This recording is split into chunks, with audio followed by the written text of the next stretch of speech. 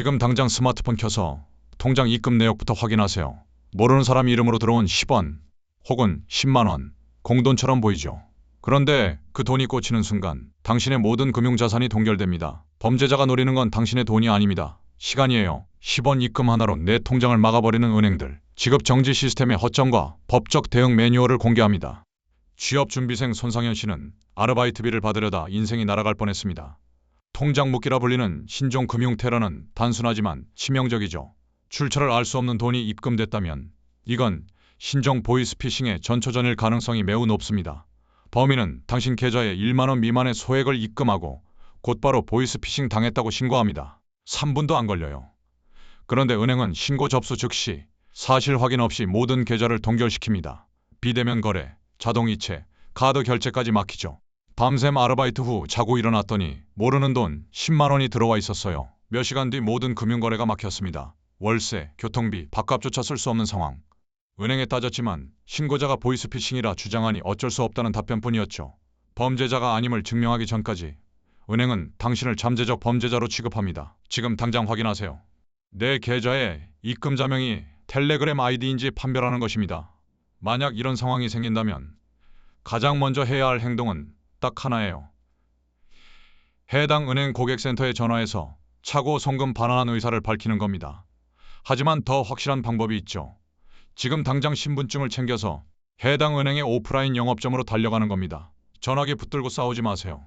지금 당장 은행 창구로 가서 나는 이 돈을 돌려줄 의사가 있다는 것을 기록으로 남겨야 합니다. 보이스피싱범이 겨우 10원을 보내서 얻는 게 대체 뭘까요? 여기서 의문이 생깁니다. 이 수법의 핵심은 돈을 뺏는 게 아닙니다. 당신의 계좌를 인질로 잡는 거예요. 현행 통신사 기피의 환급법에는 보이스피싱 피해자가 신고하면 은행이 즉시 해당 계좌를 지급 정지해야 한다는 조항이 있습니다. 사기범들은 이 법의 맹점을 악용하죠. 훔친 돈의 일부를 당신 계좌로 보내고 자신들이 피해자인 척 신고해서 당신의 계좌를 묶어버리는 겁니다. 이 즉시성이 범죄자들에게 완벽한 무기가 됐다는 겁니다. 범죄자들은 이 맹점을 정확히 압니다. 10원만 보내도 계좌를 묶을 수 있다는 점을 이용해 자영업자나 급전이 필요한 사람들을 협박해요. 계좌 풀고 싶지? 200만 원 보내. 이게 통장 협박의 실체입니다. 누군가 현관문에 이 집 도둑이에요 라고 쪽지 붙였다고 경찰이 당신을 가두는 꼴입니다. 은행은 금융감독원 제재가 두려워 고객 피해보다 면피를 선택하는 구조에 갇혀 있어요. 입금 자명을 자세히 보세요. PU 733 김철수 텔레같이 이상한 문자가 섞여 있거나 텔레그램 아이디가 적혀 있다면 통장 협박의 신호일 가능성이 매우 높습니다. 이건 내 계좌 묶었으니 풀고 싶으면 텔레그램으로 연락해라는 협박 신호예요.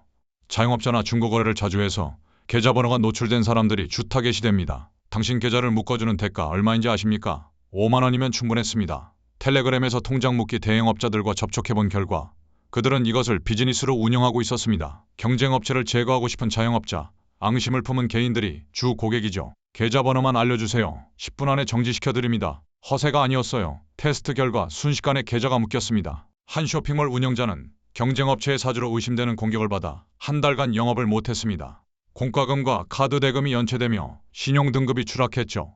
범죄자는 안 잡히고 피해자만 매장당하는 현실. 이게 대한민국 금융의 현주소라는 지적이 제기됩니다. 10원은 입금이 아니라 협박장입니다. 이 신호를 발견하면 즉시 금융거래 내역을 캡처하고 경찰에 신고하세요. 사업자라면 필수로 체크하셔야 합니다. 사업용 계좌는 2개 이상 분산하고 홈페이지 노출 계좌는 수시로 변경하십시오. 은행 상담원은 고객님, 죄송하지만 2주 동안 기다리셔야 해요 라고 앵무새처럼 매뉴얼만 말합니다. 은행 직원들이 불친절해서가 아닙니다. 그들도 법적 책임이 무섭기 때문이에요. 보이스피싱과 관련된 계좌를 임의로 풀어줬다가 진짜 사고가 터지면 은행이 책임을 져야 하거든요.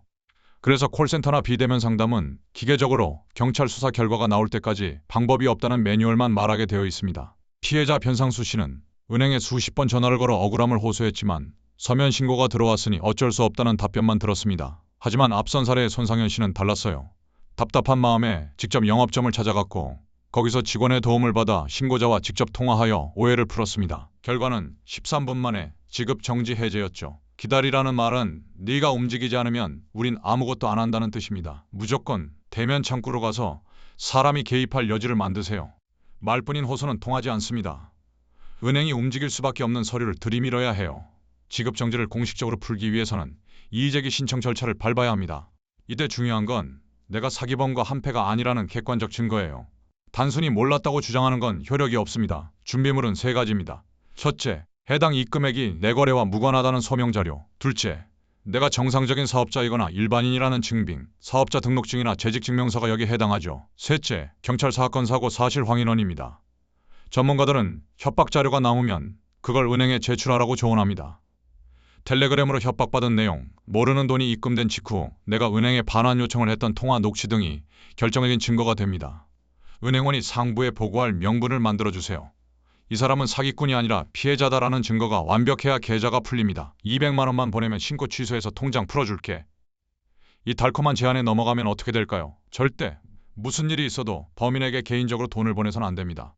바보도 아니고 돈을 왜 보내냐고 생각하시는 분들 많으시죠? 내 상황이 급하거나 갑자기 뇌에 큰 자극이 오면 상황을 제대로 인지하지 못하고 대부분 갑자기 엉뚱한 생각을 하게 됩니다. 급한 마음에 범인이 요구하는 합의금을 송금하는 순간 당신은 피해자가 아니라 범죄 수익을 공유한 공범으로 의심받게 됩니다. 게다가 범인들은 한번 돈을 받은 계좌를 호구 계좌로 리스트업해서 2차, 3차 협박을 이어갑니다. 실제 통장 협박범들의 대화방을 보면 돈을 보낸 사람의 계좌는 계속해서 돌려가며 협박하는 먹잇감이 됩니다.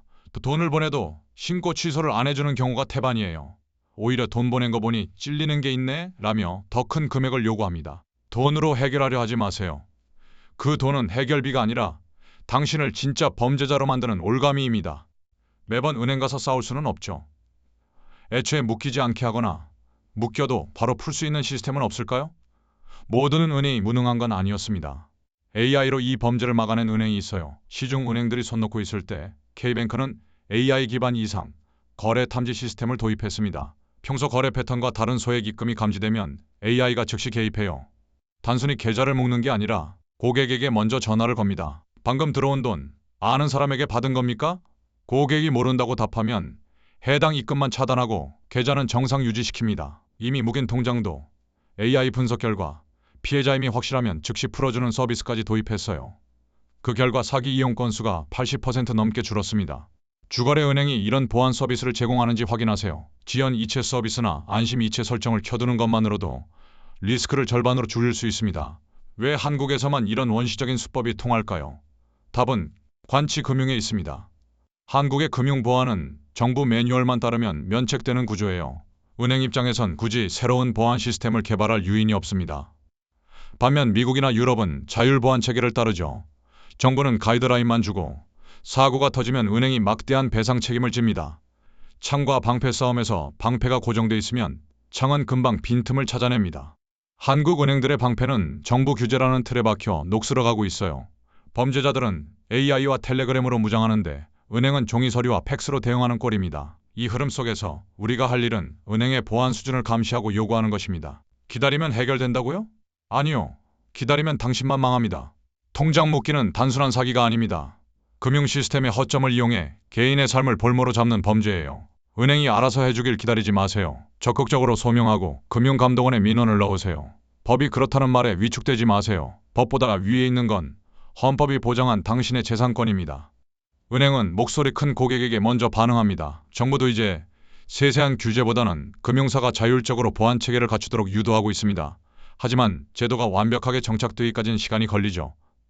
그 공백기 동안 내 자산을 지키는 건 결국 나의 빠른 대처입니다. 오늘 내용을 세 줄로 요약합니다. 모르는 돈이 들어오면 절대 쓰지 말고 즉시 은행에 알린다. 전화로 해결이 안 되면 무조건 증거를 들고 영업점을 찾아간다. 범인에게 개인적으로 연락하거나 송금하지 않는다. 억울하다고 화만 내고 있으면 아무것도 해결되지 않습니다. 법의 맹점을 파고드는 범죄.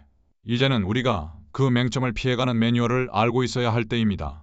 오늘 영상이 유익하셨다면 구독과 좋아요 부탁드립니다. 더 유익한 경제정보로 돌아오겠습니다.